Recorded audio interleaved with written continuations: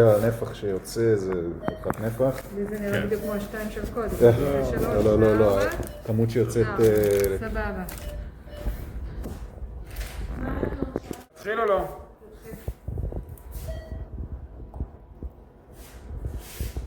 קחי זמן. אבל זה לא נשאר. רוצה עוד יחידה של בטי ג'ל? שהיא תישאר הבטי ג'ל.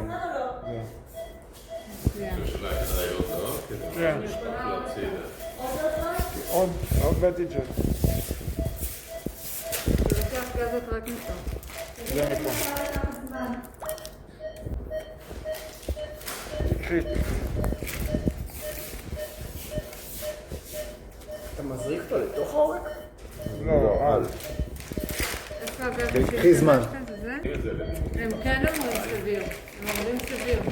5 דקות. אפשר להסיר 5 דקות. אנחנו אחרי 5 דקות וטיג'ל. הופה. כן. מה הגרייד שלכם?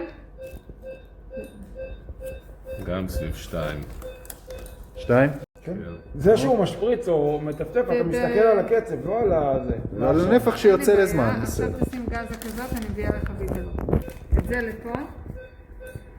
זהו. רגע, אני צריכה שאת השקילה. תכף היא תביא לך. מדדים כאילו גם את זהו. זה משם, רק תספוג את המיותר. תטפל.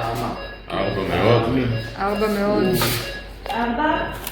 הוא בדרך כלל מי. כן. נתחיל ב4. תגידו לי מתי להתחיל. להתחיל? כן. 4 פלוס. לחוצה על ויטלוק, 5 דקות, 10 בזהירות. רגע, תזיר אחת מלמעלה, חכה עם הזה, בדיוק. בזהירות, כמו בפעם הקודמת.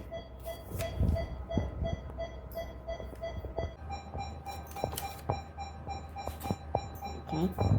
זה נראה שיש דימום, לא? בינתיים לא. בינתיים כן או בינתיים לא? אמרתי בינתיים לא. בינתיים לא. פיפי. אני יכולה לעשות 0? רגע. אנחנו מכנסים פה לאט לאט. עכשיו בזהירות. עם הגז זאת היה 0. זה הבעיה של ה... הוא נדבק? כן, בגלל זה רציתי את הווזלין.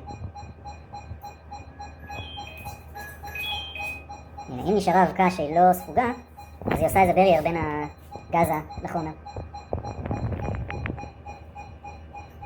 5 דקות. 5 דקות, 4 יחידות, גרייד. אלון? סגור.